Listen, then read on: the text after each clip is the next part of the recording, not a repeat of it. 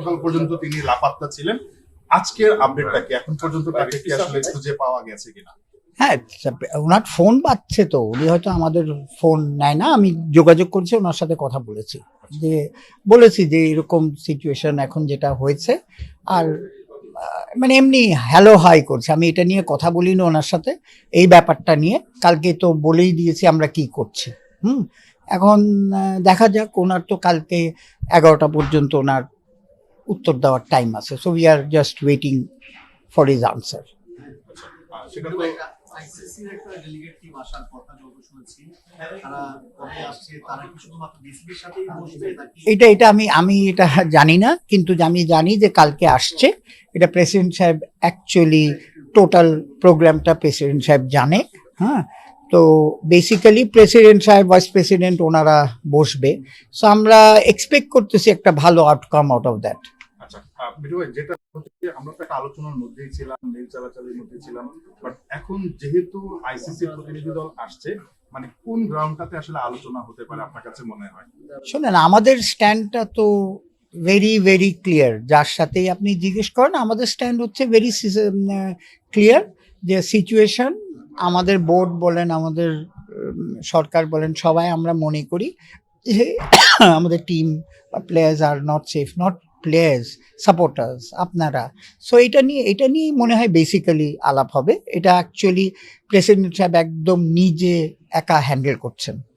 So let's see কালকে কি outcome হয়। আমাকে যদি বলে মিটিংয়ে থাকবো, আর নয়তো উনি যাকে নেবেন তাদের নিয়ে আলাপ করবে। কিন্তু আমি যেটা দেখি যে গুড সাইন, যে at least they are coming to একটা এটাকে মানে কিছু একটা কোথাও নিয়ে যায়। এখন তো স্ট্যান্ড স্টিল অবস্থায় আছে।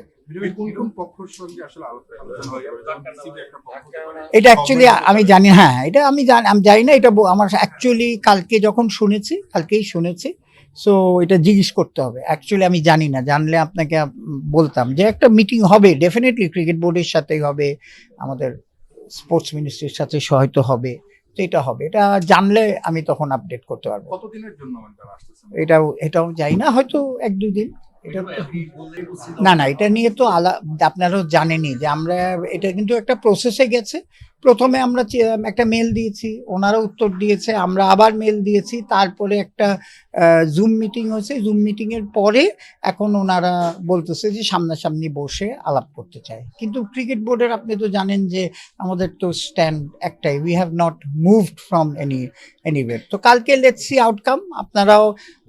আমরাও সবাই চাই যে কোনো মানে খেলাটা হোক, ক্রিকেট শুড গো আহেড।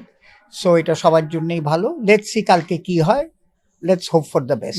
একটা বিষয় একটু জাস্ট শুরু কোশ্চেনটা একটু যাই, সেটা হচ্ছে এম নাজমুল ইসলাম, যিনি কিনা মানে গতকাল পর্যন্ত আপনারা সারাদিন খুঁজে পাননি, আজকেও হয়তো বা ব্যক্তিগতভাবে দু একজনের সঙ্গে হয়তো যোগাযোগ হতে পারে বা তাকে ফোনে পাওয়া যাচ্ছে।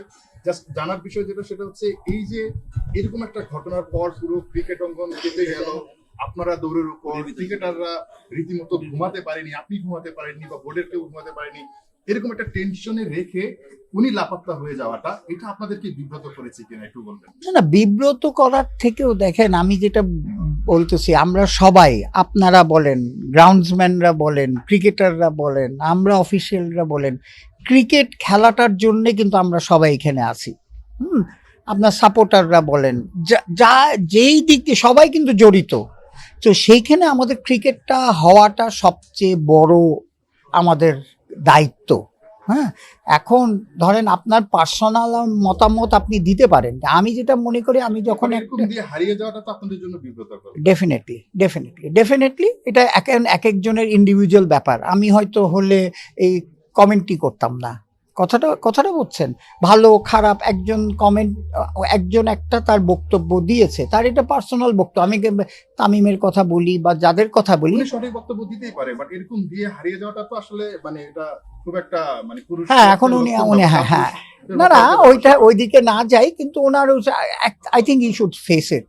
কথাটা বলছেন, কারণ আপনাদের কাছে যখন বলেছে, I think he should come and clarify.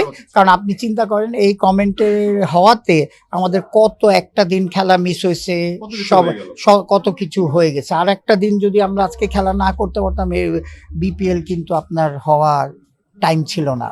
তো সুতরাং দর্শকদের কষ্ট হয়েছে, সবাইরই কিন্তু একটা আমরা প্রবলেমে পড়ে গেছিলাম। তো I am thankful to the players, আপনাদের সবাইকেই যে একটা আমরা কালকে রাত্রে 10টার সময় যে আমরা সলভ করতে পেরেছি, এটাই হচ্ছে the best outcome. Last time হচ্ছে আগামীকাল 11টা, এরপর মানে এই সময়ের মধ্যে কোনো ধরনের জবাব না পেলে তারপর আপনারা হ্যাঁ, আমাদের ডিসিপ্লিন কমিটি আছে, ওনার চেয়ারম্যানের কাছে তো জমা দেওয়ার কথা, উনি এখন তারপরে নেক্সট স্টেপে থাকবে। তো প্লেয়ারদের সাথে আমাদের কথা হয়েছে the process will go on. হ্যাঁ, আর ওরা তো আজকে জানেনি সবাই খেলছে।